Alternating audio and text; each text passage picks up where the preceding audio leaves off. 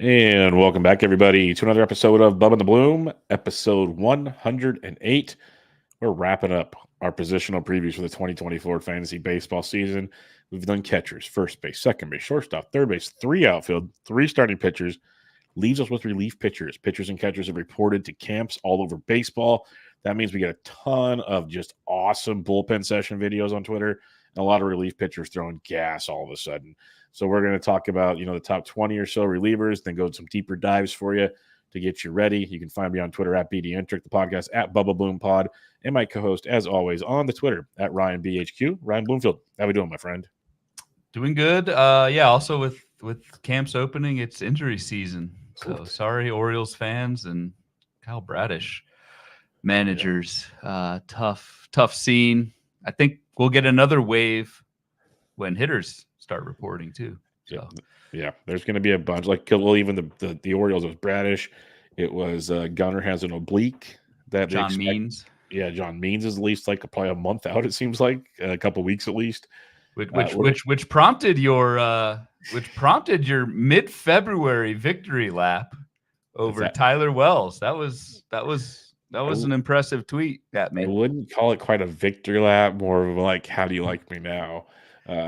It's a little different, kind of, because I wasn't victory lapping any success. I'm just giving. No, I'm having fun with it. I enjoy the tongue in cheek behind this. That was the point of it, because I knew Ryan would play along with this. So that's why I sent the tweet out. I'm not going to message Dr. Dave when a guy has a toe cramp. That never ends well for anybody. But this is fun. But we're going to have a lot more, like you said. This is going to be par for the course. People all of a sudden Seager had an elbow issue at it. Come on, there's a lot of these things. And even someone tweeted out, I can't remember who it was, and it kind of makes sense when people were saying the Orioles need to go trade for an ace or do something. And people are like, they traded for Burns already. They probably already knew about Bradish. The Orioles probably didn't. You just don't have to say anything, so you don't have to put anybody on ILs yet. And that's what we talked about, I think, last episode, or I talked about on Bench with Bubba or something. Now you'll see guys go to the 60-day IL, open up roster spots, more guys will get signed. It opens up a whole new window once camp's open. It's the beauty of drafting early. You are, unbeknownst to you, drafting players who are injured while you draft them. This one, Scott Efros, which whatever, he's like a 48th round pick on a few of my teams. He had back surgery in December, and they just announced it today. So it's, whatever. It's the name of the game. So anyway, dude, I countered it up as part, leading up to the show tonight. These position previews have flown by. This is our 12th one, 6 weeks. Yeah, it's pretty good. Pretty good, friendo. Pretty good. Things we got going Perfect timing in front of Labor on Tuesday, which will be our live stream at 8 o'clock Eastern. Yeah, it's different time than usual. 8 o'clock Eastern, 5 o'clock our time. And then leading up to auction listener leagues. So I like the timing. Yes, and we'll have, if you can't catch us live on the YouTube as usual, even the Labor Draft will be coming out on podcast form on us like usual. So have fun with that. But it's going to be fun. We're cranking up. We're racking up. Like you mentioned, listener leagues, you have your first one Monday night, the 19th. So it's going to be good. I might sneak around and watch that a little bit here and there and see how that goes to get ready for mine on Friday next week. So yep, your Friday on Monday. A lot of cool stuff coming up. It's going to be great. It is full-on fantasy baseball time. And that leads us to the end game here, closers. And in recent years, Ryan, it was a revolving door of, who's the guy you're going to pick up off the waiver wire. There's a bunch of teams without any stability, so on and so forth. Only a handful of aces, per se. We had a lot of really good closers last year. We did that in the recap episode early in December. A lot of really good closers, or at least closers that kept their jobs, I should say, to rack up saves. That didn't leave a ton of turnover when all things were said and done. But, our good buddy Rob McCabe, who does a lot of great, fab reports and everything, said the most important added player to teams and OCs that had winning success was Tanner Scott, a closer. Because he's one of the few guys that got the job later in the season and made it happen. So there will be openings in the end in the bullpens, but I don't know. What's your thoughts before we even do this? Do you feel like it's going to be another stable year, or is it just kind of a fluky thing? Yeah, that's the big thing. I'm glad you asked, because that's exactly what was going through my head. It's almost like we podcast together twice a week. That was the theme of our recap episode back in whatever November, was like, and anyone who played in Fab Leagues last year and you needed saves, it was just a struggle. There was just very little outside of, like maybe Tanner Scott, Adbert Alzolay. The question you need to ask yourself is that a one-off or is this the start of a trend? I think just personally, this is just a hunch. I feel like it was a one-off. I feel like there will be more. And maybe it's just some of those years where the best closers just did well and held the role. It has not happened very often in the past, so I would not overreact to the lack of turnover that we saw last year. I feel like that was a little bit more extreme. Again, could be wrong, but that's why there's so many relievers going in this like top 100. Is it seems like there are a set number of guys with the job, with the role, and the skills, and outside of that, it was just very hard to do that last year. So I'm willing to bet there'll be a little bit more turnover when we get to like general strategy on Fab Leagues. I think my picks will reflect that. Yeah, and one last thing I want to mention there, because Ryan mentioned top 100 ADP. This is DC ADP where relievers get pushed up because you can't use Fab in the DCs as well. And we've said that in the past, and it kind of stuck a little bit last year. There was still a lot going early in drafts, but you won't see it to this extent. Like some of these guys, especially like in the, outside the top 10 guys, they might fall out of the top 100 ADP. That's just kind of how it goes. It all depends. Like if you want to go check, there's some early OCs that have been done. You can get an idea looking at those, but those are early OCs. So we don't even know what the main draft season looks like yet. But there's something to think about with relievers. Usually a very volatile position between drafting wise and just production on the field. So it's tough to decide, like, do you go all in? And like you said, we'll talk Fab strategy at another time. But that is one of the big determining factors that we talk about. Like, do you take an early pick on a reliever and pass up on like another maybe 4-category bat or another ace pitcher potentially? Or do you roll the dice on some guys later in the draft and go, if I have to, I'll play the waiver wire later? That's a fun predicament as well. And it's just one of the hardest, it's the hardest to me positions to project. We talk all the time, like we've been, one of the biggest like polarizing starting pitchers in baseball this draft season, Streak Skubal, because he only pitched 80 innings last year. And it's a tiny sample. Yep. Well, relievers only pitched like 60. And so, like, it's just so hard to, even if a reliever for 2 years in a row or whatever posts great skills, you're still in like tiny sample land, and it's just it's hard. And then you get a bad stretch. I think of Josh Hader 2 years ago when he posted a ERA north of 5 for the season. It was mostly in like a 6-week bad stretch, and there went the roll. So like it's very tough to project, despite what we saw last year with the stability at the top. Great point about this ADP that we're showing on the screen for the YouTube crowd and the live stream is, yes, this is draft and hold. And it aligns with kind of my general strategy. In draft and hold, I have been trying to get 2 closers in the first like 14. I feel like there's like roughly 14-ish closers that have the role and have the skills, or at least mostly the skills.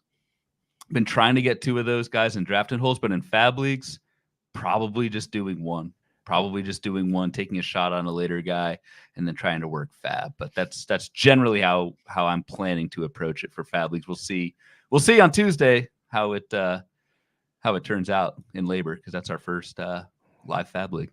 And I will mention this because I know that some people just clown on mock drafts for whatever reason. However you want to practice and get ready for the season, knock yourself out. That's what I'm going to say. And at Fantasy Pros, I'm doing a series that I did last year. I've put 2 articles out already. I don't know if the second one should be posted, hopefully. I don't know. I submitted it 2 days ago. But it's 12-team formats, and the roster is just like the NFBC OC. But I do like an early pick, like a top 3 pick. I did the 2nd pick this year. I do a middle pick, so I did the 6th pick. And then the one I have not written yet will be a late pick, usually 10 or 11. And you basically, Fantasy Pros has a really cool like mock draft simulator. So if you just want to do one by yourself. I've done this. Yeah. Yeah. And it's actually helpful because it's not just like you use the old joke with mock drafts. As you enter, people make like 3 picks, they disappear. It's just auto drafted the rest of the way, and it kind of sucks. Mock draft uses the ECR, the big group rankings, to at least kind of keep it honest and build your team throughout it. So this exercise, I sit there and pick my team while everything else gets auto drafted, and then I kind of break it down. The one thing I will say, and again, not really an OC if you're thinking NFBC formats, but maybe this will help a Yahoo, an ESPN, a CBS, because those leagues are different. The relief pitcher thing, as you mentioned, you can get some of these good guys much later in those drafts.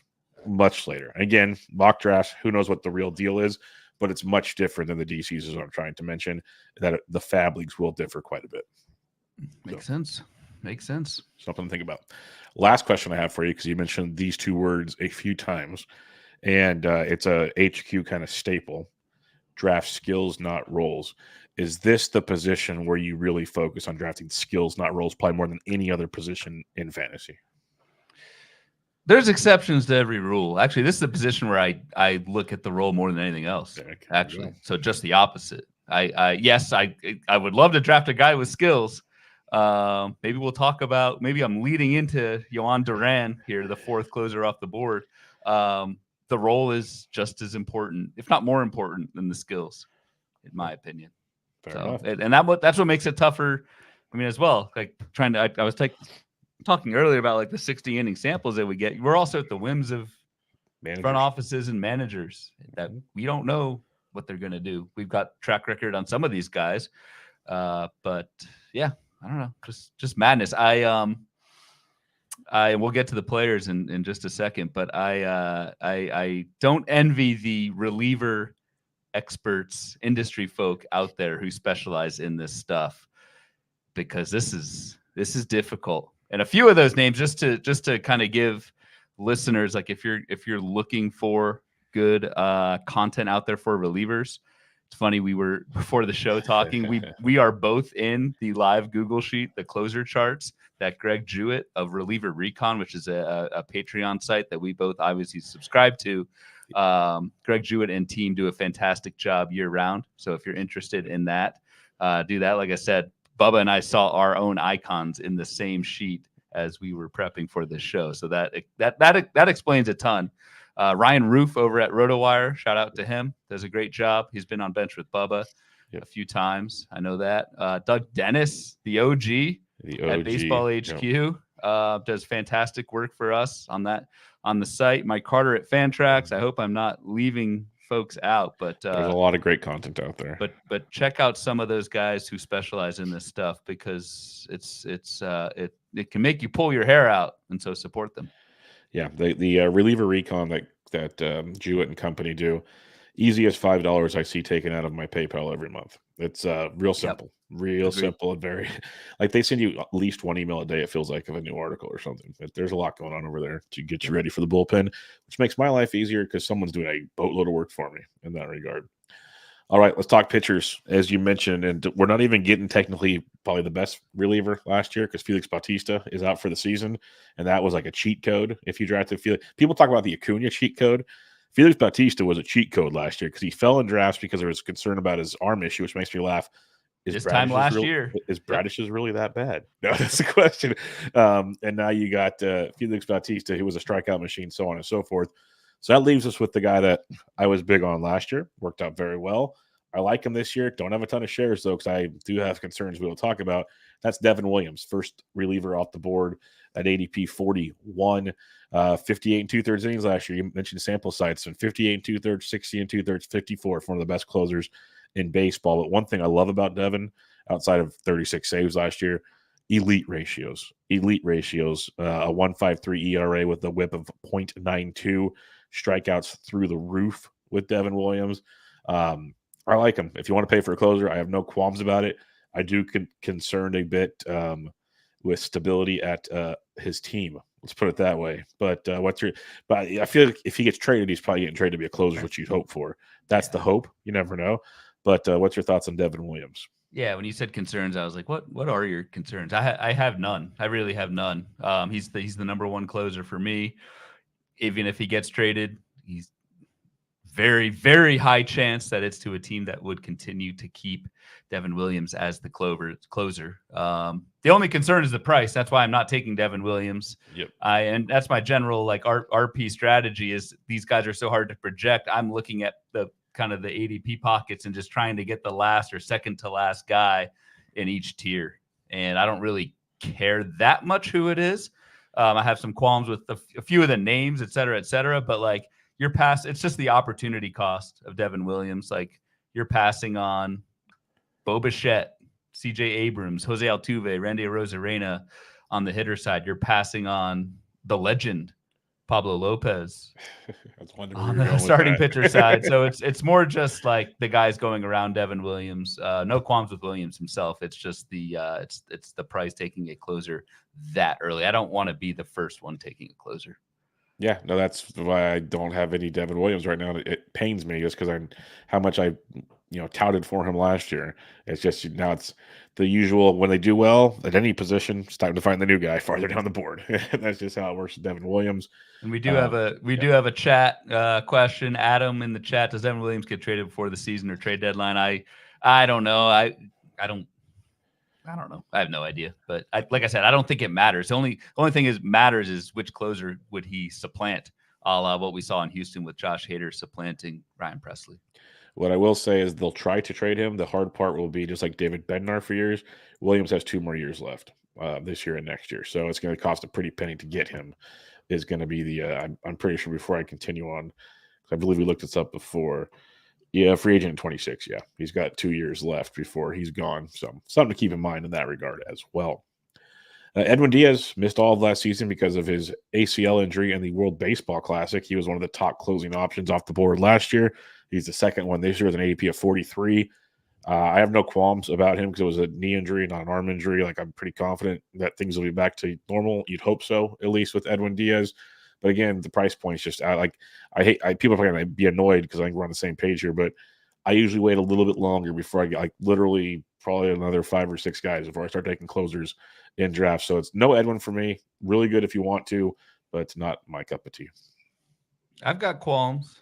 I mean, we have not seen him in a year. Like I'm not spending a top 45 pick on someone who we have not seen pitch in over a year. So it's Edwin Diaz could very well just jump back to being the person he was. And maybe that's the most likely outcome. I don't know. But what if, the knee just isn't quite the same as it was before? What if things are down a tick or two on the fastball, that sort of thing? I again, don't know how likely that is, but I need to be a little bit more sure of what I'm taking in the first, 4 rounds of a draft. So Edwin Diaz, I would be very surprised if I end up with on any of my teams. Again, fully knowing and hoping that he goes back to the closer he was pre-knee injury. But that's it's still like ACLs are, you almost think like dime a dozen nowadays, but it's still pretty serious injury, and we just haven't seen him. So yeah, you say you haven't seen Edwin Diaz. To be fair, you see my golf game once a year, and you're already confident enough to bet against me before you see it the next year. So, are we really, do you really have to see it to believe type thing? Not only am I confident in that, I'm confident that you're paying for my again. round of golf that you've done the last 2 years as well. So game on. Third closer off the board, Josh Hader, ADP 48. Ryan mentioned new home for Josh Hader's third team. Going to Houston, third team in 4 years, or I guess technically 3 years for Josh Hader. Another 33 saves last year. Ratios went back to normal after that rocky 2022 that Ryan mentioned earlier. It was a little weird last year because he was like on a strict regiment of not pitching like every 2 days. And like he had this weird thing going on. And he even commented on it. Like once they said that, I just didn't care anymore. I was just going to kind of follow their thing and kind of coast to the end of the season. It was a really weird interview to hear. But he's the dude in Houston. That's the elite team. There should be plenty of save opportunities. Again, it's a little high to pay, but out of these 3 guys, like team context wise, this is your guy right here out of the top 3, in my opinion. Yeah. Like Houston should, although we say that, but Ryan Pressly, they might blow him out too. Ryan Pressly was their closer for years, and I know had a couple years where he had just like 28 saves or whatever. But yes, in general, like yeah, that's true. But in general, just the teams that win more have more save opportunities. Nothing groundbreaking there. You can pick holes in Josh Hader. Double-digit walk rate each of the last 4 seasons, and a lot of fly balls. Like walks and fly balls, especially in Houston with the Crawford boxes. Like Josh Hader had some very fortunate home run luck last year. 6% homer to fly ball rate. League average on that's like 12%. You put him in a little bit friendlier park against right-handed hitters. Like I could see that ERA go north of 3.5, something like that. But again, kind of nitpicking. Team context is great. He is the guy. Houston has confirmed that already. So if you're spending on a closer this early, Hader's certainly a viable one. But again, sound like broken record, probably won't be on many or any of my teams, just given the price. Now we go to the Minnesota Bloomfields, and we got Jhoan Duran, ADP of 51. Bloomfield already mentioned Duran here, and if we're just talking stuff, dude, this dude's electric. Like it's hard to say because all these guys strikeout guys, but Duran's probably got the best stuff up in this range. The strikeouts, like weirdly enough, in the postseason, they kind of disappear. I'm looking at a different guy here. I picked Jhoan Duran. Like you're picking Jhoan Duran's. He had 200 strikeouts last year. I was looking at that going, whoa. But yeah, strikeouts went up last year. Walks did as well. But the thing is, you mentioned walks with Hader. Yes, Haters are high. But one thing I'll mention about a lot of these closers, they all have like higher walk rates than we like, just because that's the way they throw. They're just like fireballers. You'll see that, but they also strike out a boatload. I was going to say, yeah, if you're striking out, and a lot of these guys are, it's a really good point. If you're striking out 30-40% of the batters, walk rate kind of doesn't matter as much. Yeah. So what do you got, Duran? I'll let you have the floor here. This was like one of your dudes, and for good reasons. Yeah. I mean, I guess he's one of my dudes because I've drafted him once or twice, so I'm at least on board with it. The skills are, he's up. He's Devin Williams-esque. The only thing is, and this was draft skills, not roles. Yes, Duran is the primary closer. Yes. That's nothing crazy, but is he the only closer in Minnesota? I think that's the thing that may hold him back. We only had 27 saves last year from Duran. There were 7 relievers in Minnesota that got saves last year for a total of 11. So 11 of Minnesota's saves did not go to Duran, despite how good he was. So I worried if like a Griffin Jacks takes a couple, here and there. If a few other arms in that bullpen take a couple, you want to get 30-35 saves if you're going to go this early on a closer. And Duran's certainly good enough to get even more than that. I worry that he's not the sole guy in Minnesota. Like, why would that change from last year to this year? If it was that way last year, same manager, same team context. That's the only thing with Duran at the price. Yep. No, I completely agree. It's been like one of my concerns with Duran even in recent years, just because Baldelli will play matchups more than other managers will. Probably not the most, but he will. We've seen it done before. So that's always in the back of your mind, at least, even though, like you said, Duran will get at least 2/3 of them, I'd say, maybe even more like 75% of them. Yep. But there will be a chunk that goes elsewhere. And it's what Griffin Jacks has always been a favorite of mine in DC's the last few years. This year goes late. He'll get you a handful of saves, if not great ratios and strikeouts. So someone else to target late in your DCs. But Duran is pretty darn good, like you said. Oh, yeah. Emmanuel Clase, he was one of the top closers off the board last year, and it was kind of a mixed bag for fantasy because he racked up 44 saves to lead baseball. That's back-to-back 42-plus save seasons, got you 72 innings. But the strikeouts came backwards a little bit. The ratios went up quite a bit compared to what you want from these other relievers we talked about. And that leaves me very concerned with Clase because that velocity drop was not what you want to see from a closer. I think we're worrying too much about Clase. I think he's fine. He gets a lot of, I don't want to say hate, but yeah, man, dude led the league in saves last year. You mentioned that. Back-to-back 40-plus save seasons. Like, he's kind of the anti-Jhoan Duran in that, yes, I'll see the skills are not Duran, Williams, healthy Diaz level. I'll give you that. But he still had 14% swinging strike last. Missed a ton of bats. One of the and so I cite swinging strike rate all the time on this podcast. A general rule of thumb is to just take a swinging strike rate and double it, and that's roughly what your strikeout rate should be. For Clase last year, at a 14% swinging strike, just a 21% strikeout rate.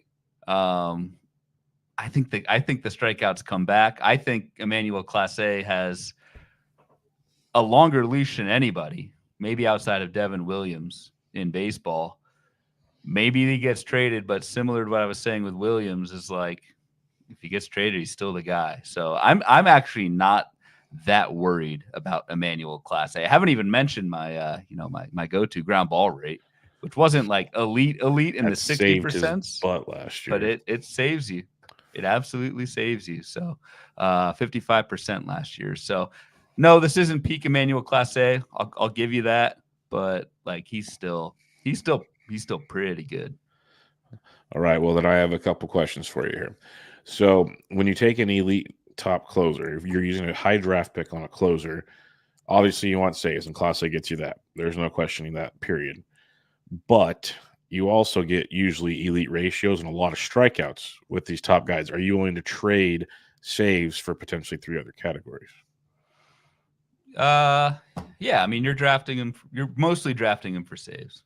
Okay. And Clase, I will remind you, Bubba, Clase, 2 of the last 3 seasons has an ERA under 1.5, ERA under 1.5, and a sub-1 WHIP. Those are elite ratios. Like, who's to say he doesn't just come back to being that guy? He's 20. This is age 26 season. He's not old. No, he's not. So no, he's not.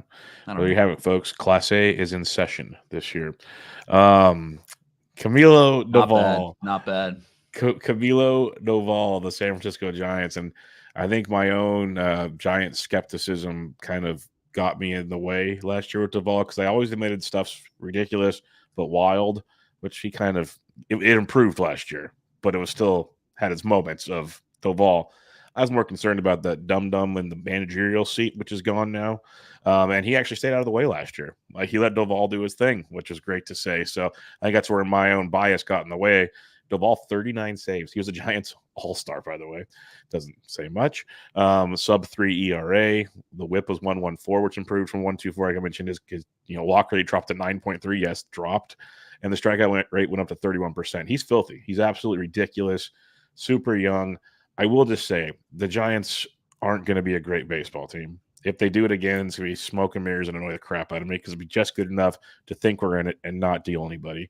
And second of all, there's just still a lot of volatility with Doval's stuff, that he could be elite again, but he could also be one of those guys that takes a step back, and you would not be surprised. That's my 2 cents on it. Ryan's probably got better information on this, but what are your thoughts on Doval? I mean, you're the Giants guy, so I trust you over what I say.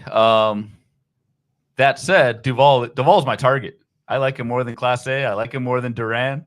I like him more than Hader. I'd probably take him over Diaz, and he's going after all of those guys. Like, yes, the Giants, maybe they're not going to be great again, but were they really that great last year? He had 39 saves. Yeah, that's the thing, is they just barely win games, so he has a million save opportunities. There was, I'll give you, there was, a 4.25 ERA in the second half last year. But I'm not that worried about a second half fade. The walk rate was fine. The whiffs were the same as the first half. I think Camilo Doval is again, when I mention like taking the last guy or two in a tier, I feel like Doval is that second to last guy in this top tier of relievers, with the next one being the last guy. Yeah, and I won't say don't draft Doval. Like, I like him a lot if you just realize the volatility he can bring to the table. And that 4.25 ERA in the second half, I watched a lot of those games kind of when we recorded podcasts, and that defense did not do him favors on a lot of those saves. Like, there was games where there should have been unearned runs that they didn't give him. Like, that it was ugly defensively late. And he somewhere Alex Cobb is moaning, and Logan Webb is too. It was rough to watch some of those late innings with him. He get ground balls, and long stories. All right. Now, this is a guy I like quite a bit, Raisel Iglesias, ADP at 58. Reason I like him quite a bit, not just the team context, when you have like the team that's going to win close to 100 runs or 100 games again. But what I love about Iglesias, and it's something that you guys should understand about me from other preview shows, consistency. Yep. Raisel Iglesias is one of the most consistent guys in baseball. If you go back to 17, he had 28 saves. In 18, he had 30 saves, 34 in 2019. We'll skip 2020. 2021, 34. 17 in 2022, because he was leading the Angels in saves before he got traded to sit behind Kenley Jansen, and he was still a great reliever in the back end of that Braves bullpen. Then last year when Jansen was gone, he retook it, 33 saves yet again. ERAs below 3 for the last 4 seasons. If you take 2019 out of it, for the last 7 of 8 seasons, an ERA below 3. Strikeouts, he sits in a close to a 30% K rate year in and year out. So his whips are usually pretty low. It's just the same thing year after year. I love Iglesias. If I'm going to pay for a guy that I think has upper end talent and he just kind of hangs out, big fan of Raisel Iglesias. Agreed. No, you covered it. You covered it well. If I had to have like one nit to pick with Iglesias, he did have a shoulder thing last year early. Yep. Skills were still great last year. He's going to be 34. I think for those two reasons, I'll go Doval over Iglesias. But again, from like a draft strategy or even an auction strategy, like this Iglesias and Doval, as I flip my head to auction mode on my Monday auction, their average auction value in the NFBC is $18, and the guys above them $19, and then the top 3 guys are over 20. Like, give me the $3 savings on Doval or Iglesias. And on the draft side of that, maybe it's, if you're picking on the 3-4 turn or whatever the math is, 4-5 turn, maybe you get someone else at 4 and then take whoever's left of Doval, Iglesias at 5. So fully on board with Iglesias. I really like him this year. David Bednar. This is one of those guys, I do like him talent-wise quite a bit, but it's just he did have 30 saves last year, but like that feels like a ceiling for him being with the Pirates, whereas Doval had 39. Iglesias is perennially like a mid-30s guy. It feels like 39 last year, I think. Oh, Bednar. This is me getting old and can't read. It was 39. That is my fault. Can't read. Got to zoom in again. But he's got the low. 40s get rough, don't they? It's hitting at me quick, man. It's hitting. I mean, I wouldn't know, but yeah. I'll remember see what this. I have. See what I have ahead of me. It's a good thing I hit record on this podcast for down the road on episode 600, and I can remind you about these things. But with Bednar, strikeouts are there. Like he's a great closer. I don't have to reiterate everything he does. He's a great closer. It's team context, and he did get 39 saves last year, so that's fine. Like every year they say they're going to trade him. He's not a free agent until 2027. It's going to cost a lot to get him. So he might still be a Pirate all season. So he's a guy that if he's kind of like a safety net, he's not going to be flashy, but has a great floor. David Bednar is a very good closer. Yeah, I hesitate a little bit to put him in the top tier, but I can see why you would. So like you could group Bednar with Doval, Iglesias and take the last man standing of those 3 in a draft. And I think that would work too, especially that the next 2 guys we're going to talk about, Romano and Alexis Diaz, I don't like volatility. As much. Yeah.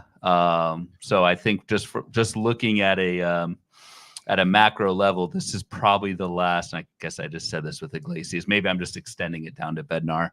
I think the last guy with the job with pretty elite skills.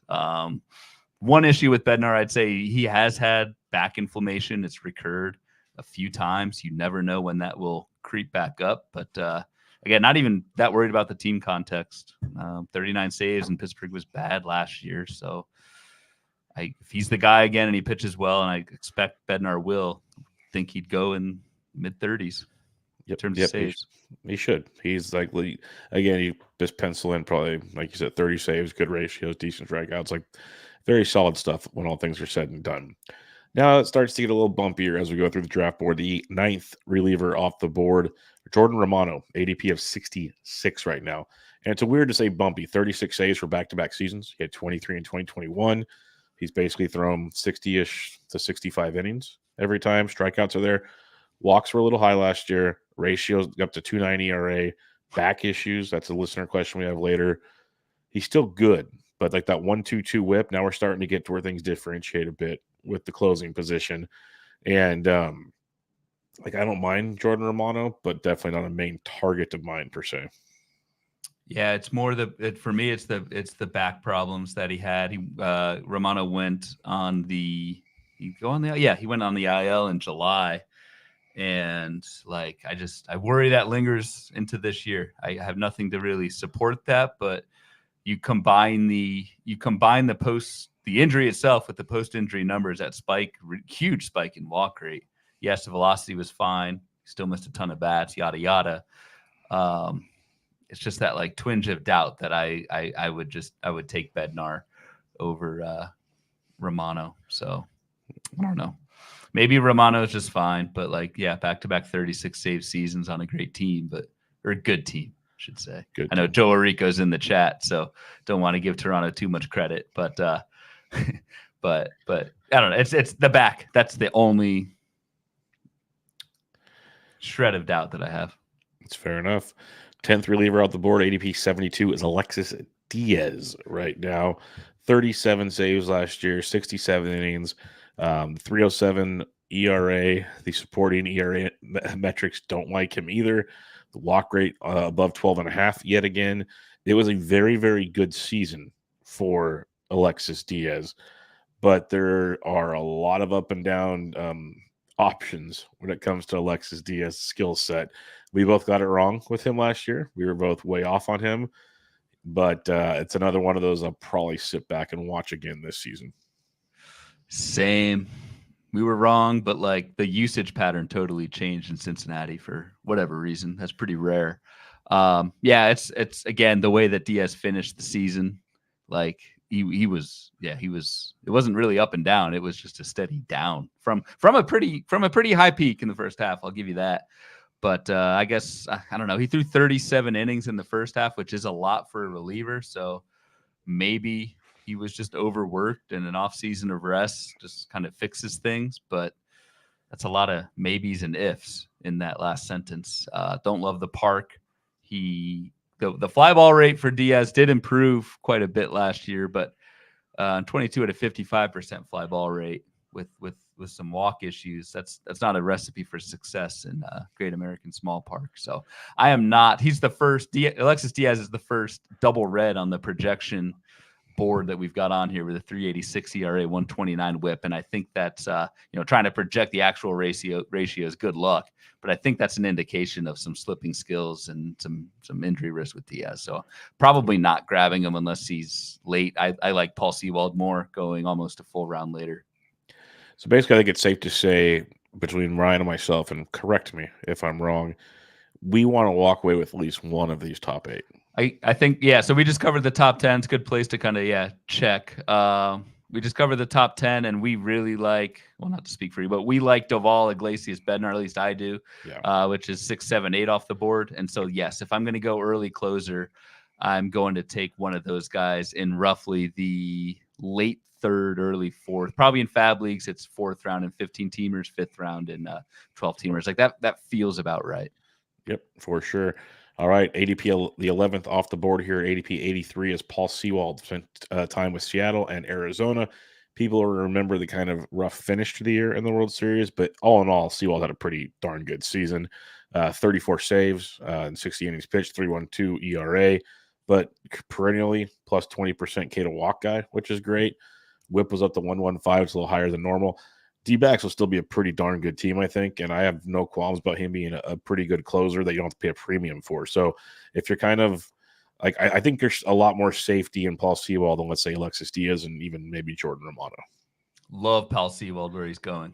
Like him more than Diaz, like him more than Romano at an ADP that's a lot cheaper. 60 plus innings in each of the last 3 seasons, 70 innings in 2019. So you take out the COVID year. Like there are not many relievers with the track record that Paul Sewald has shown over the last 4 years. And for all the other reasons that you just stated, Bubba, I don't know why Paul Sewald is going this far down. I think he belongs in that like 1B tier of closers to me. Yep. Is the player that took his job when he left in Seattle is Andres Munoz, ADP of 87, and he's always had good stuff. That's never been a question. He had 13 saves last year, missed part of the season due to injuries, but another sub-3 ERA. Strikeout stuff was still very good. A lot more walks this past year. Maybe that was part of the injury-related situation. Who knows? The other thing I'll say about Munoz that kind of worries me is all these bullpen trades Seattle's made, like you go get Gregory Santos, who's a young guy that's very, very good and was supposed to close in for the White Sox. Like I think Munoz is the guy, but let's just say there's a lot of options to sneak. Like Matt Brash, big fan of him. There are options that could succeed Munoz, or like I believe it was Corbin Young 2 years ago on my Mariners preview. he said between like the Sewald and Munoz thing, it was Sewald for just like, hey, we need to get the save. It was Munoz if you need to strike guys out. And so they could play a whole different situation this year again in Seattle, and it wouldn't surprise me. So Munoz, very, very good. I'm just not 100% confident in the full season role. I mean, we saw with Sewald last year, he got traded and closed and was fine. So I think if that happens with Munoz, who will certainly start out the season as the closer in Seattle, if he gets traded, I know I've said this a couple of times, but like there's maybe 10 teams, 1/3 chance that he gets traded to a team and he's not the closer. But I'm not that worried about it. I think we're overthinking these mid-season trades. Like, I'm not even thinking trade. I'm saying the full season. I'm still worried about other guys mixing and matching like there. of just like losing the role, not losing it, but not getting the 30 saves. He's more like a 20 save guy because other guys will take pieces away from him. Yeah, maybe the Mariners. They haven't mixed and matched that much. No, I don't know. I'm not that worried. I think like I like Sewald a lot more than Munoz. Just I just like the stability, and there is some like the biggest thing that I'm worried about with Munoz is like, so we had a shoulder injury that shelved him for most of the first half. I only threw 13 innings in the first half, and in the second half, double-digit walk rate, fewer whiffs, was down, quote unquote, down 17% swinging strike rate. So he went from like immortal, untouchable to very good. I guess if that's one pick to knit, but no, I'm not that worried about Munoz. I'm higher on him than you are. Do you like Sewald? Do you like Sewald or Munoz? Sewald, 100%. Trying to fish you for a bet. Sewald feels a lot like Bednar to me, and you're getting them quite a bit apart, like 20 picks apart. So a lot of similarities there to me. All right, Pete Fairbanks, Tampa Bay Rays, is our 12th off the board at ADP 89. Fairbanks, another good year, 25 saves, spent time on the IL, but when he was healthy, he was the closer. That was not an issue, and he'll start the season the closer again. You just pray for health. I have no problem with Pete Fairbanks. This guy has been very, very good for a long, long time. It's just more do you think he stays healthy? And I think he's a solid one to grab here. Honestly, I think he deserves to be behind Bednar, Sewald, and then Fairbanks for me. Ooh, so Fairbanks versus Munoz, maybe? I'll take Fairbanks. All right, we've got I'll add it to the betting sheet. Yep. My reliever bet is in. I like that. And same ADP. So for me, Fairbanks, and I do think he has the job. I think the Tampa Bay mix and match reliever thing is overblown. Like, yes, Jason Adam got 12 saves last year, but Fairbanks was out a little bit. And didn't Adams get like 7 in 2 weeks? Like he had like a run. It was a stretch. Ridiculous. Yeah, and that must have been when Fairbanks was out. It was 100%. fully recall, but nobody else on Tampa last year had more than 1 save. So, like, that's not really the thing that worries me with Fairbanks. It's injuries. He's going to be 30. He had forearm. He had hip injuries last year, and then he's got chronic numbness in his fingers, which ain't great if you're a pitcher. No, you kind of need those. Kind of need those. So I'm glad we locked in our bet before I got to say my half of the thing. Those are just like Pete Fairbanks is fine. He's really good. I think the Rays will be good again. I think he mostly has the role. Maybe it's like a Jhoan Duran thing where he gets like the vast majority, but not every save. But that's fine where Fairbanks is going. But I'd take Munoz over him. So I'm gonna add that to the sheet.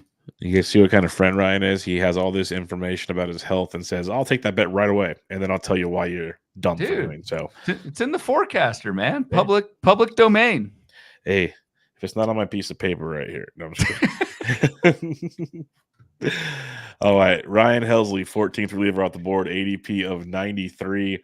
14 saves, 2.45 ERA, missed a good chunk of the season due to injury. But when he returned, got the job back right away, which surprised myself and a lot of other people, and he actually pitched really well down the stretch there. And the only reason I know that is because every night on the First Pitch podcast, he was one of the relievers getting saves and doing this and that, and they started using him back-to-back towards the end. It was impressive to see him kind of get back in the groove. I've never really been a Helsley guy, not really locked in on him this year, but at least he's going late enough if you're feeling frisky and things start to get real murky in a little bit here. Helsley is an option. Like, he's going to have the job as long as he stays on the field. I think he's properly priced. Like, I like Fairbanks more than Helsley. But you are taking someone who has never got 20 saves in a season before. And some of that's not his fault. Like, he's been kind of jerked around a little bit by St. Louis. But who's to say that doesn't happen again? And then there's been injuries as well. So, like, yes, Helsley is, I think, the guy. And he's got some good skills, but there's just more risk. Like, you're starting to see why he's going later than some of the guys we've just talked about. So I personally, I would not feel very comfortable if Helsley was my closer one. And in Fab leagues, I'm not spending the top 100 pick, or maybe it's 110, whatever, the draft and hold inflation. I'm not spending that draft capital to take my second closer if it's Ryan Helsley. So I'm out on Helsley at the price. Yep, 100% with you on that. The 15th off the board, Evan Phillips, ADP of 95. Very popular name in the streets for a few reasons. 24 saves last year, 205 ERA. The whip was 0.83, which is outstanding. 22.6% K to walk. Great stuff. No denying that. On an amazing team. If you believe he keeps the job all year, this is a great pick. There's already been rumors of Emmanuel Clase getting traded over there. There's been rumors of Kenley Jansen getting traded over there. They wanted to sign Josh Hader. It feels like every potential closer with a pulse is linked to LA. But for now, he has the job. And at this ADP, he could way outperform this ADP if he keeps it all year. So what risk reward are you willing to take with Evan Phillips? Because I think if you want to take the risk on, it's a phenomenal pick, but there's a lot of it there. Yeah, I don't think there's risk with Phillips. It's just the role. And it's funny, man. Like, so they interviewed Dave Roberts today, Thursday, and it's just funny. I looked in prepping for the show, because we do that. Two different sites have two different headlines for Dave Roberts. One says, or for Dave Roberts, for Evan Phillips. One says Phillips will get the quote unquote brunt of the save opportunities this season. Another site says Dave Roberts doesn't name Evan Phillips Dodgers closer for 2024 season. So it's like, what the hell do we do with that? Here's the actual quote from Roberts. I definitely don't think it's going to be like it was last year. I don't know what that means. I think with Evan, what he did in that role, he did a very nice job. I wouldn't say closer by committee. It's a good conversation. I don't think we need to have it right now. I do see Evan doing the brunt of closing of the games, but I believe it's still prudent to keep that door open where if there's opportunities in the 8th where I think blah, blah, blah, blah, blah, blah, blah, end quote, we don't know what the role is going to be. Like Dave Roberts basically just talked for 5 minutes and didn't say anything about it. So I don't know. It's tough for me to spend a pick here thinking we only get 20-25 save from Phillips, which I feel like that's probably the most likely outcome. And it could be less if, like you said, if LA trades for a closer. So. Yep. And to be fair, 24 to 25 saves might work with the rest of the board we're going with here. So that's a good point. That is where that's why Evan he's at a really interesting price point, to say the least. All right, let's kind of do some quick shooters here as we finished the top 15. Let's try to get through a handful of these and go. So your pocket 16 through 20, you have Tanner Scott, who I mentioned earlier is the best fab pickup on winning teams. You got Craig Kimbrell. So it's starting at ADP 100 for Scott. You got Kimbrell, Clay Holmes, Kenley Jansen, and then Adbert Alzolay. It's ADP 100 through 122. Is there anybody that's interesting to you here from a draft perspective? No, it's risky, man. And like, so this is, and this is just looking at the board. This is the last, like the absolute last chance you'll get to take what we think are the full-time closers. After Alzolay, which is pick 122, is Jose Alvarado at 172. So there's a 50 pick drop in closers after this. So if you don't get someone by 122, or let's say like 130, 140 in fab leagues, you're in trouble. Yep. Of this group, it's tough. I guess I'll say Tanner Scott, but Tanner Scott is like the epitome of relievers, where he's really good one year and really terrible the next year, and we just don't know. But I think he's the safest in the role, and Kimbrell as well. Like I mean, Kimbrell definitely has the job. He's going to have to pitch his way out of it, which he could do. But those two, Alzolay, I'm worried about injuries with Alzolay. Jansen, who knows? He's got what, a hip issue? Yep. Something. Hip issues. Always has heart issues. Got a lot of issues. Yeah. So I don't know. What do you think of this group? I love Alzolay. I love his skill set. I think it's his job to lose in Chicago. So I am an Alzolay fan. I'm biased on this. I know you're probably looking up the ADP I took him at in the too early. You took him. Draft. You took him in the. I mean, it was no Cedric Mullins pick of mine, but it was early. Yeah, no, I took him early. I do like Alzolay quite a bit. Even as Eric Halterman mentions, he surprised Alzolay is in red in the ERA grid and green in saves. Yeah, he'll pick up a lot of saves, but he'll make you sweat it out at times. But I do like Alzolay quite a bit. And Clay Holmes is one of those guys I'll just mention. It's boring, but he's on the Yankees, and he's the closer. Even last year, it looked like he was going to get like supplanted and moved. They gave him his job back. Like he somehow has some kind of hold on that where at least 25 saves, even if he kind of gets moved around, seems like a thing. So as a closer too, I don't hate it. I prefer Alzolay, but Holmes, I just wanted to mention it. A lot of people clown on his skill set because it kind of is not your ideal closer skill set per se, but he still racks up saves when it matters most. And ground balls, 65% ground ball rate last year, career like in the almost 70% for Holmes. So that's a good call. I kind of like him there too. Well, but go aheade. Well, this whole range, like you could give at least one good argument for each one of them probably, and a handful of negative. Like even Jansen, we make fun of him. He'll spend at least 2 IL stints each year, and he'll end up with close to 30 saves. Like that is what he does. His ratio's just getting a little worse each year, but the strikeouts are still there. So in the end, he still gets the job done. As much as everybody loves to clown on him, he does get the job done. That's why he still gets drafted up here. But one of these years, it's going to be longer than a 2-week stint. That's the concern for me, at least. But if you don't take a closer, you wait till now. You've got a very good core of hitters and starting pitchers, and if you hit on the right closer in this group of Scott, Kimbrel, Holmes, Jansen, Alzolay, it could definitely pay off. So I don't know. Maybe I'm shifting my tune a little bit where I do like taking one of these 5 guys either as my second closer or if I'm going to get real risky in labor on Tuesday and wait. Wouldn't be the craziest to take one of these guys as a first closer. Yeah, but do not wait until after this because it falls off a cliff.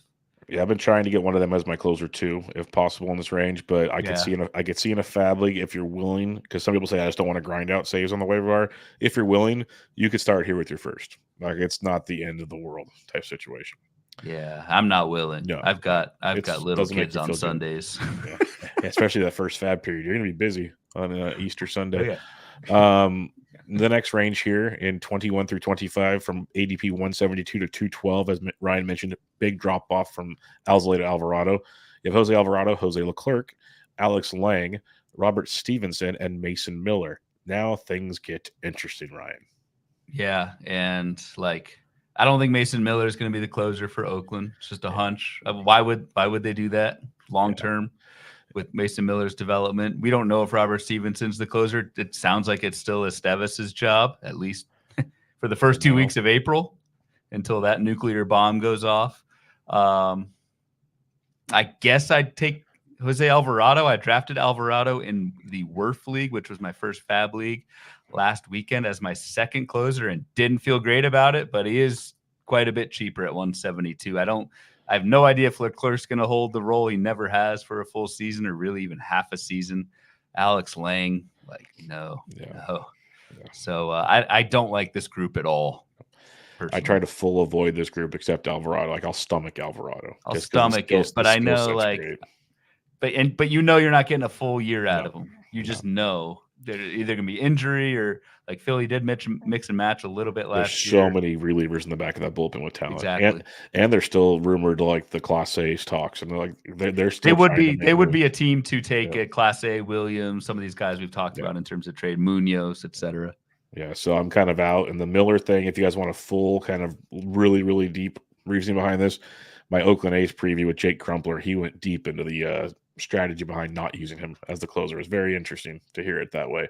Good. Not the only reason to listen to anything A's related, but it was very, very good. All right, the next grouping here, 26 through 30, Robert Suarez, Kyle Finnegan, Carlos Estevez, Matt Brash, Hunter Harvey, 219 to 277. I like a couple of these guys if you're deep in your draft.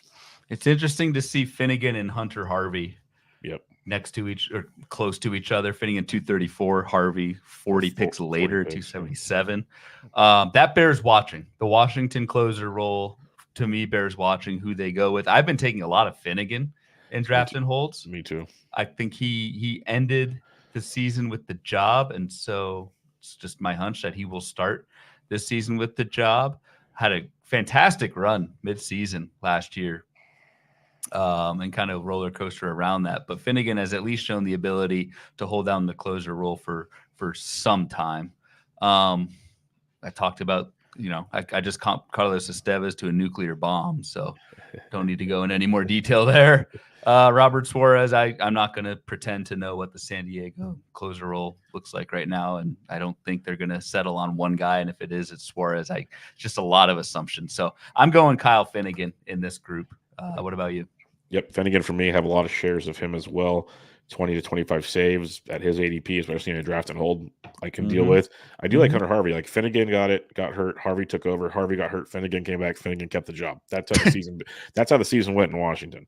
Now, would Finnegan have kept the job if Harvey didn't get hurt? $1 million question. We don't know. When Harvey came back at the end, Finnegan kept his job. So we'll see how that goes. I don't mind tag teaming Finnegan with Harvey in your draft and hold formats if you want. I think that's a fun thing to do. If you don't have to, that's a question we have later. But Finnegan would be the guy for me. I love Matt Brash. That love kind of went a little smaller once Santos got there. That concerned me a bit. But I think Brash is extremely talented. I just don't know if the saves will be there this year. I think, and especially in fab leagues, I think it's a tough. You draft him and then hold on to him. Yeah, you can't. It's more a draft and hold play. 100%.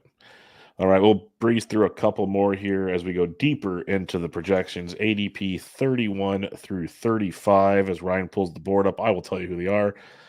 It's ADP 291 through 323 on your draft boards. Ryan Presley, another San Diego guy. Yuki Matsui. Jason Adam, who we talked about earlier with Tampa Bay. David Robertson, who is the reason why it makes Leclerc even harder to draft now. And Yainer Cano of Baltimore behind Craig Kimbrell. Anything of interest for you here? Not really. I mean, it's still a point in the draft where you're trying to get saves. Maybe David Robertson. Yeah, I'd take a chance on David Robertson in a fab league just in case he wins the job. If you're drafting now, because if he wins it, it's going to go a lot earlier. Agreed. There's no reason to take Cano. He's not the guy. There's no reason to take Jason Adam. He's not the guy. There's no reason to take Ryan Presley. He's not the guy. Yuki Matsui, maybe, but as I just talked about, we don't know how that's going to shake out. So avoiding this group outside of maybe David Robertson. Yep, fair enough. 36 through 40, Will Smith, James McArthur. Oh, your boy's on here. Which one? Oh, McArthur. Keep going. Oh, I screwed up the board. I don't know what the hell I'm doing. Yeah, Chase Silseth. Why is he on this thing? Because he pitched out of the bullpen for part of it last year. Brian Abreu and my boy Tyler Wells is right here. I saw the second I looked back, I saw it. Well, I'll beat you to the punch on this real quick. James McArthur in draft and holds, I've been drafting a lot of because I think he's the better reliever in the back of that Kansas City bullpen.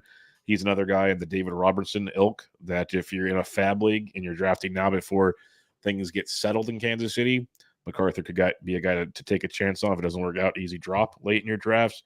Tyler Wells going to be a phenomenal fourth or fifth starter for the Baltimore Orioles. Talked about him a lot in the last preview. Don't need to talk about him now. Ryan's just jealous he wasn't on the same train as me. That's why he's making fun of me now. So that's why that's where that came from. No, I'm just disappointed, man. This in myself. Look at this board. Look at all these guys projected for 0-1 saves. Like, what did I do to? Like, why is Silseth Dio Hall's on this board? It's another example of why you might need to take guys early. That's the problem. As much as we want to fade a big chunk of that range, it's why you got to take some of them. Aaron Ashby's on this board. He might not even pitch. I screwed something up. Or, yeah, like you said, it's the state of the position. Pool. I don't know. Yeah. Smith and or McArthur is at least you could get some saves from both of those guys. Like I could see the projected 14 and 12. That kind of makes sense to me. It's just when is that gonna, when are those 14 saves? Because you think about it, I mean, a full season fantasy baseball is what, 26, 27 weeks? Mm-hmm. If you get 14 saves, that's not even one a week. It's like one every other week, and try to time that. Yep. That's why DCs. Yeah. That's where it's big. Next range here, 41 through 45, DL Hall. Starting pitcher, DL Hall. Yeah, Garrett Whitlock, long reliever. Rolls Chapman, back up to Bednar. Justin Lawrence, closer in Colorado. And Ryan Kerkering, who people love in Philly. But again, you still have Jose Alvarado there. So anybody here? No. Yep, pass for me as well. Next range here, we have 46 through 50, AJ Puck, who there are people thinking he might regain something there or go to the rotation. Aaron Ashby, Tanner Houck, John Brebbia, Brewster, Gratterall. Gratterall's always fun in DCs because he'll have his run. I think John Brebbia is the guy in the White Sox if you want a White Sox closer. That's all I'm going to say. Yeah, I'm surprised. And maybe this ADP is still picking that pre-Santos trade because it does sound like John Brebbia is the guy in Chicago. So he would be the pick really out of anyone in this group, but even the Chapman, Justin Lawrence, Brian Abreu, like at least with Brebbia, you might get a good stretch of saves to start the season and then go from there. Like I would not expect Brebbia to dominate or hold the role all year, but at least I think you're starting with somebody in the role. And if you can get that around pick, like again, this ADP says 415, but say it's 300, 350. I just looked at all. There's been 11 February drafts. He's gone as high as 228. Okay, that still has an ADP of 384, so it's closer to this, but he's gone as high as 228. All right. I'd take a shot around 300. Yep, I think it's fair, very fair. And then we'll split through these ones, 51 through 55. You have Jeff Hoffman, Nick Martinez, Kevin Ginkel, Hector Neris, AJ Mentor. A lot of spec picks here for DCs. Yeah, just specs. I mean, I'll round out the last group because there's some guys at least worth targeting. Ronaldo Lopez, Gregory Santos, Chris Martin, Scott Barlow, and Matt Strom. Just a strategy thing in Fab Leagues. You'll see me do this at the end of the labor draft. Like I will probably draft Chris Martin or Scott Barlow just in case Jansen gets traded. Smart. Or, just injuries happen. And if that doesn't happen by the time the first Fab period runs, I drop him and move on. So for leagues that draft early for Fab Leagues, I think it makes sense to spend a last round pick or whatever on someone who's the clear setup man. I would say Kevin Ginkel. If something happened to Seawald for sure. Hurt. I think he's hurt. I think he was one of the ones that came reported today, and they said that's good to know. They said there's something going on with him. As I Google Ginkel, which is I'm just risky. I'm doing the battling elbow soreness. So Sora said Keith dealing with some elbow right soreness. Image showed everything is fine, but Ginkel will be slow played a bit this spring. So we don't really know, but I think taking a shot in your last round on someone who's the clear plan B, especially like Chris Martin, because there is maybe Jansen. It's two things with Jansen. It's getting hurt or traded. One of those two things happen. Chris Martin might be your guy in Boston going in like your last round of draft. So that's someone who I would target. Very, very good point. All right, let's do some listener questions for everybody in this one. In the chat here, we had Adam Reckamp said, is there a guy out there that is a current starter that could be a team's closer by the end of the year? God, that's a really good question. Yeah, I don't I top of my head. I can't one off the top of my head. Yeah, off the top of my head, I can't think of one either. That would require some you're talking like Mason Miller type stuff, but that's not in the same season. Maybe Garrett Whitlock, if he starts in the rotation, could end as the closer. Whitlock, I've always thought he should be a back end of the guy. That'd make a ton of sense there. But yeah, it's not a ton because I was gonna say there's not a lot that stand out to me. Yeah. So good question though. Something to monitor because you get, especially in those leagues where you can get sparps, basically starting pitcher with relief pitcher value or vice versa. That's always good. Sparps? I always call them sparps, SPARPs. Yeah, because there's starting pitchers as relief pitchers and stuff like that. I like it. All right, kind of a double-ended question here. Steve Brunn asked, does Jordan Romano get a pass for the second half because of the back injury? And then Colin, my shot came in. Or does the back injury make him an even scarier pick because it might just flare up again? Yeah, that's where I lean is, yes, you can give him a pass. I'd give him a pass, but yes, be concerned. But you can't just assume every February, March, at all previous injuries, and it's a clean slate. So that's the reason I'm worried about Romano, especially at the price. Calling my shot. That's another question here, though. Once the guys who have both skills and a fairly secure job are gone, do you prefer to draft skills or roll at closers? Even though the ADPs are very far apart, this is a philosophical Justin Lawrence versus Robert Stevenson question. Cool. Also, is anyone worth drafting in the San Diego bullpen? So do the skills versus roll thing after your main guys. Yeah, these two-parters are tough for me. I generally lean the roll. However, the example that Calling My Shot has brought up is an extreme one in that, like, I wouldn't touch Justin Lawrence, the 6-foot pole. No. But in general, like, especially later, you're drafting these guys to try and get some saves, and if it blows up, you cut them and move on. Like, if Carlos Estevez is named the closer for the Angels, he's draftable.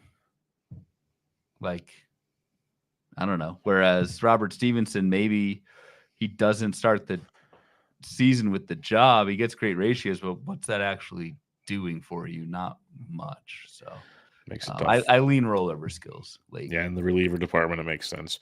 Anyone worth drafting in San Diego? I have no idea. I honestly, I would pick Robert Suarez, I guess, but they got two closers that from Japan and Korea. Like, they're legit closers. So I wouldn't be shocked if any of them had a share at some point in time.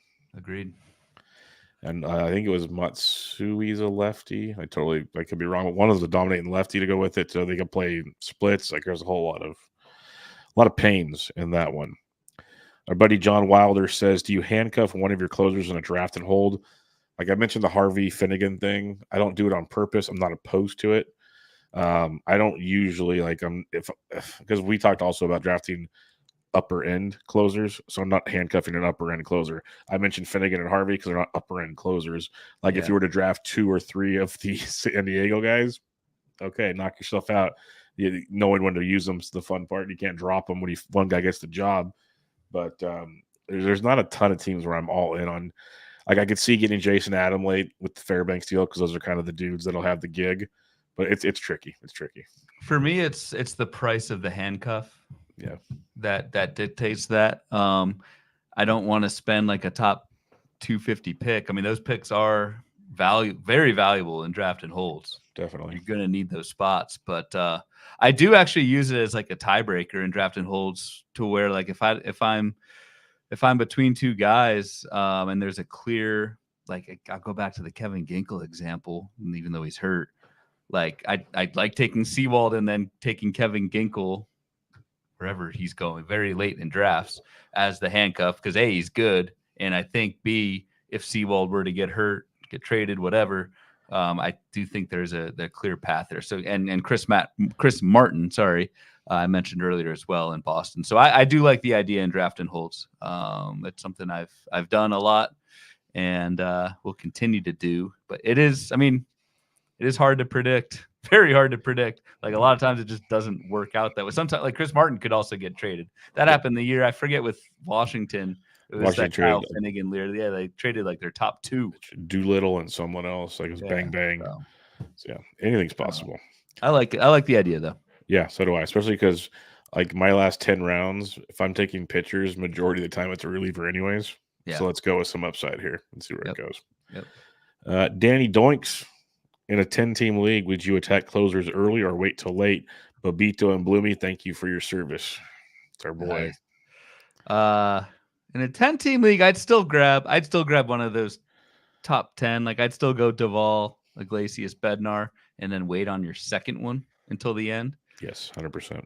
I still think there's enough of a differentiator between that top tier of closers and the group going after the Munoz, Fairbanks, Helsley, Phillips. I think there's enough difference between those two groups that I do think it is worth spending. Again, don't want to go, in my opinion, the top of the top, the creme de la creme, but take your 8th or 9th out of 10 teams, and I think you're golden.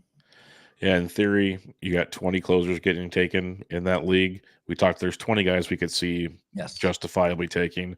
Maybe some guys take more, but there's at least 20. So differentiate yourself early, like Ryan said, but make sure you back it up to make that differentiation worth it. It's almost exactly 20. I mean, 20 is where it goes from Alzolay to Alvarado in that 50. It's a big drop off there. So that's interesting. Yep. Ben Bingham says, if you only have one solid closer when the guys with clear jobs are gone, how many relief pitcher specs do you want? And are you prioritizing short-term opportunities or skills? Another roles versus skills thing. How many specs do you take if the clear dudes are gone? For me, it's 2. So I would take, so if I'm hearing the question right, you got one closer and you're trying to speculate on the second one. Because the next tier of like quote unquote stable guys are gone. So now you're speculating. I would take 2 specs. I would take 2 specs, and I would take 2 specs where it's a cut and dry decision. They're either the closer or they're not. Like, for example, I would spec on Finnegan or Harvey. I feel like that's going to be one or the other, as opposed to one of the San Diego guys where it seems like, at least at this point, it could be a committee. You want that clear decision, so when you get it to your first fab run, if it doesn't work out, you drop and you try and get that closure on the fab. What I don't want to do is take someone in a committee like a Will Smith, MacArthur, and try and time it. It's just very hard. So I take 2 specs. I don't want to have like 4 relievers on my roster. It's just a lot of room when you need reserve bats, and I talk about stashing from my bench for starting pitchers. You only have so many roster slots, so I'd say a max of 3 total relievers. You got the Finnegan, Harvey. I could say even Leclerc, Robertson, prefer the Robertson side. Yeah, got Brebbia late. There's some of those kind of guys where we think they're going to have the job and go that direction. Like Ryan said, don't go to this full-on committee garbage. Yep. That gets real complicated. Michael Cicchini says, let's say you get only one of the top 20 secure closers. Who are your favorite later targets who have become the man at cost? I like Harvey and Matsui. I think we kind of hit most of those that we like. Kind of hit that, but it's worth recapping. Alvarado's the 21st. I would go there. I would go Brebbia and Finnegan and maybe Estevez. Yeah, I'll throw David Robertson into that mix. I think he's just better than Leclerc. And I have a lot of MacArthur because I think he's better than Smith. But like Ryan said, that's going to be an ugly situation. Lefty, righty. Yeah, that's just going to be rough all around. Finnegan and Brebbia would be my top 2 for sure. But all right, Mr. Bloomfield, that'll wrap us up. Previews in the books, relievers in the books. Any final thoughts as we wrap things up here? Labor time, my man. So I've got my first auction listener league on Monday. We'll not be streaming that one, at least from our show. I'm going to be saving up the vocal cords for Tuesday night's extravaganza. So we will be live. Actually, I misspoke earlier. The labor draft starts at 8:30. 8:30. We'll probably be on around. We'll probably come on a few minutes before. Or so. Just talk some general strategy and wet the whistle on your end. But I can't wait for that stream. If any, and we encourage as much YouTube chatter on that one as possible. It's my favorite show of the year outside of the FPAS live show. Yep. Soon to be his favorite episode is going to be the Tout Wars battle. That's going to be the soon to be. We have not entered the ring together yet, but out there. But yeah, come to the chat in the YouTube, or even Twitter allows it now. X allows it, because you'll keep me company, because I'll keep us going, because I am nice enough, even though I will jab Ryan relentlessly on certain things. When I notice he's trying to grind and figure things out, that's where you guys come into play, because then we can go back and forth and talk about stuff while he's actually trying to repeat as the champion, because he hasn't said that a whole lot on the show of late. He's the defending champion in that league, and there's some and we know there are some moles in that league that listen to the live feed and take picks away too. So I was going to say the champ is here.